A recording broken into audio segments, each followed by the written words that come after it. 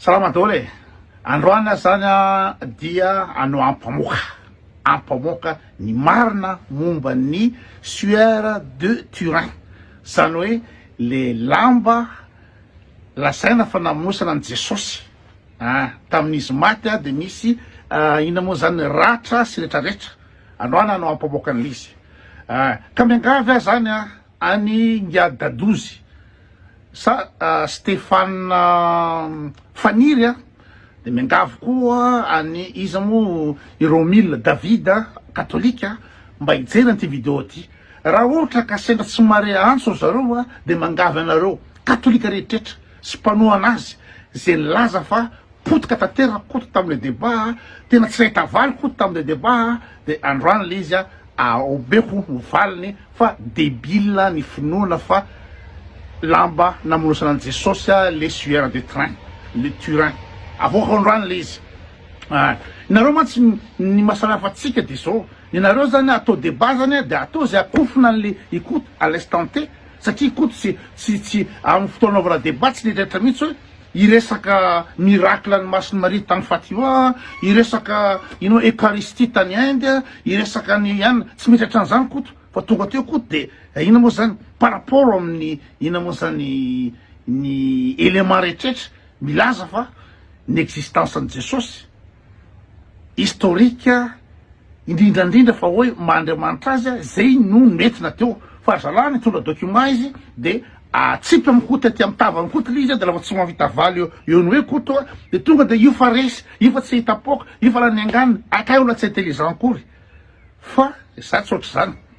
Débat io débat amina millénaire nge débat mikasika sueur de Turin fa tsy débat androany ary koto sy koto mihitsy ny savant na koto mihitsy scientifique anao recherche hoe fake lise sa marina ka manina moa natanina ny koto hoe ina ny avalonao am'izany voza hoe ina moa ny avaloko am'izany. D'ailleurs nanakavaly tam'izany fotoana zany de i Dadozy miaraka amin'ny élément izy avy ano io jereo io fa tena i Jesosy marina io de za koa zany tondra élément hoe jereo koa mipazo zao tamy boky zao fa nisany zao non tsotro zany le izy ka ninareo le débat de hoe io fa kofony koa de fa tonga de baibay de mitsipatsipaka daholo ny akola rehetrretra faly daholo mandi daholo ny katolika fa tsy ahita valy koto fa le débat tsy débat à l'instant T fa mitohy débat io.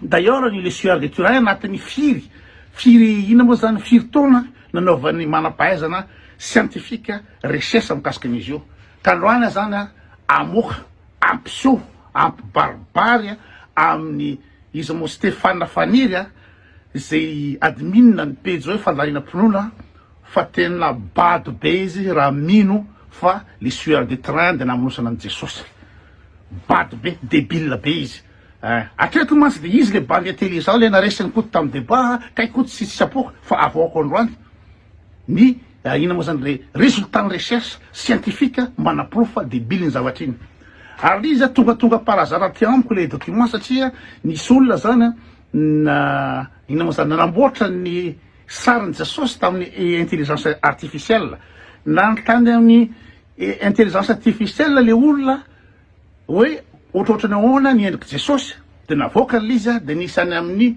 3 millions de vues le vidéo de tonga raha ny mpanenjika intox na fake news de miteny hoe débile be fa tsotraniny saran Jesosy de zay natonga ana nahazo le vidéo manaprofo fa débile le sueur de Turin ka le intelligence artificielle io zany ndalaindrala ny sariny soi-disant Jesosy tamile lamba namonosana azy le sueur de Turin nalaindrala iny sary iny de iny zany nangatahana amin'ny intelligence artificielle hoe anaovy animeo iny sary iny de iny fa mivoaka Jesosy be volombafa fa sy lava volo nefa ny manampahaizana ary efa niteniko anatin'le débat tany débat hoe rehefa nanao recherche ny manampahaizana sy scientifique ohatrohatra ny ahoana ny olona tamin'ny ina moa zany tamin'ny tany amin'ny l'an 1 tany amin'ny l'an 1 tany tamy fotoana mety naterahan Jesosy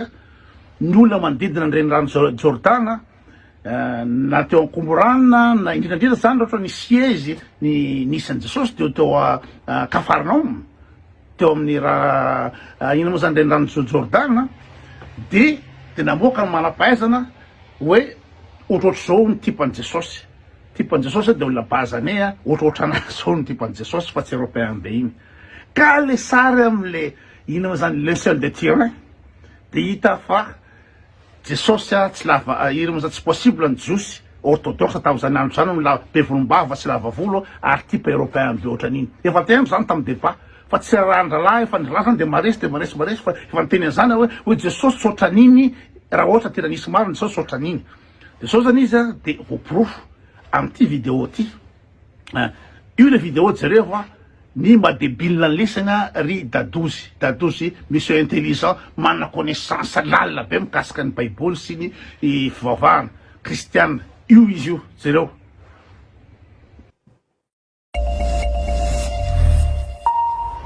Avec vous ce soir, Jules Boiteau. Bonsoir, Jules. Bonsoir, Nina. On va s'intéresser avec vous au visage le plus dessiné de l'histoire. Pourtant, on ne sait pas vraiment à quoi ressemblait Jésus, mais une intelligence artificielle aurait réussi à recréer le visage du Christ dans une vidéo.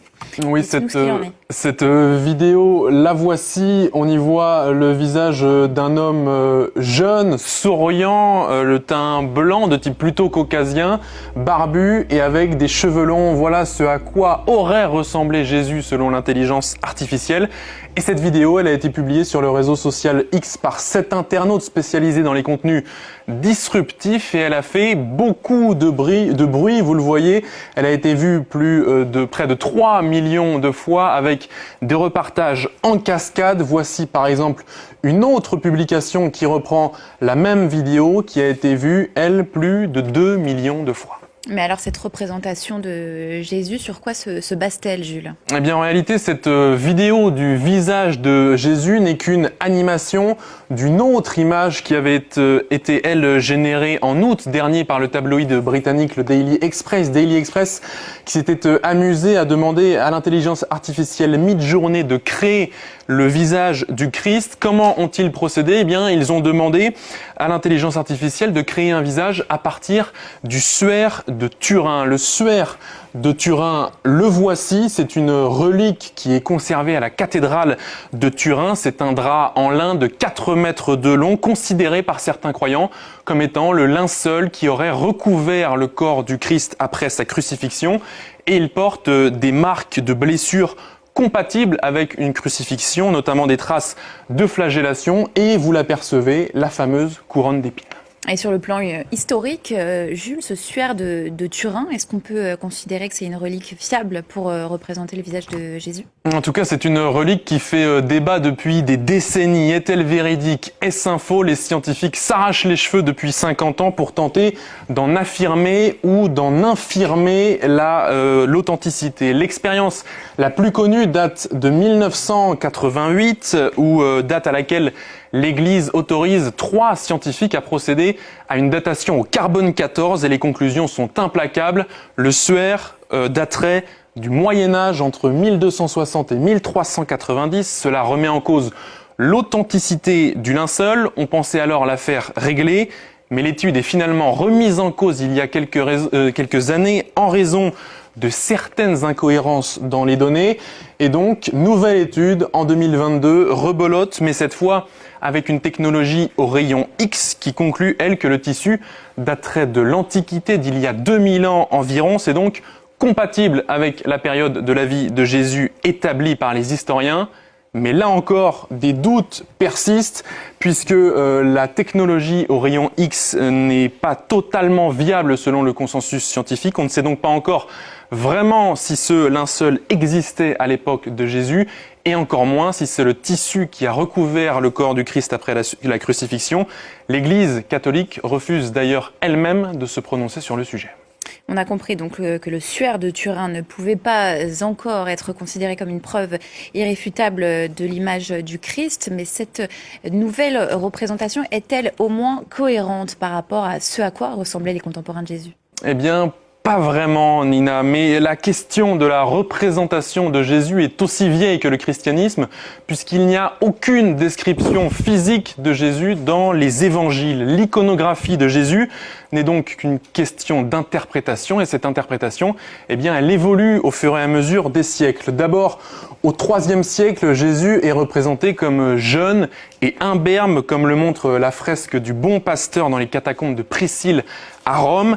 Et ce n'est qu'à partir de l'édit de Milan en 313, édit de l'empereur Constantin qui légalise le christianisme dans l'Empire romain, que la représentation de Jésus va changer. L'art chrétien adopte une image plus majestueuse, influencée par les représentations des divinités païennes et des empereurs romains, souvent représentés avec une barbe, signe de sagesse et de divinité, exemple ici avec la mosaïque du Christ en majesté à Ravenne en Italie, datée de 520. Depuis, bien l'image du Christ, elle a assez peu changé et pourtant, elle n'a sans doute pas grand-chose à voir avec la réalité. Selon les historiens qui se sont penchés sur la question, Jésus était vraisemblablement brun, petit, la peau mate et les cheveux courts comme les autres juifs de cette époque. Voici une représentation de l'expert britannique en reconstitution faciale Richard Neave pour la BBC à partir de l'analyse de crânes de contemporains de Jésus. Vous le voyez,